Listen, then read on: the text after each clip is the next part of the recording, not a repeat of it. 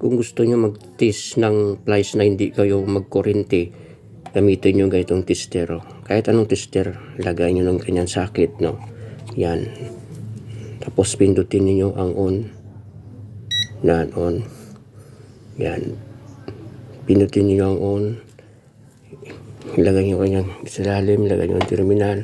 Pag tumunog yung tester, yan, busilingon, pwede po kayo magkukurente. Dito po tayo sa plies, no? Ito lagay natin sa dulo, dito. Hindi siya tumutunog. Buot silingon, pag hindi tumutunog, pag ginawakan nyo yung wire na mayroong kuryente, hindi po kayo makakurente. Pag dito kayo mawawak,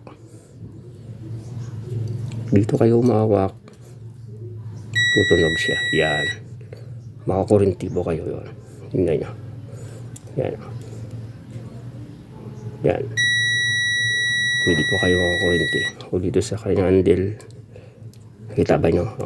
Ayaw, diba? Kahit pipilitin mo. Yan. Ganun lang pag-test. So, maganda naman itong plies eh. Tignan nyo.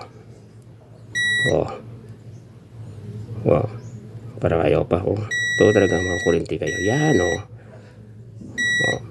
Diba, puputol kayo ng wire, mayroong kuryente, kahit anong kuryente. Yan. Pag pinutol nyo ganon, yan. Pag nawakan nyo dito, pag nag-test kayo, hindi sa tumutunog, pwede po gamitin ang plies nito. Ito. Tumutunog. Ito kahit anong pilit, wala. Ganun lang kasimple. Yan.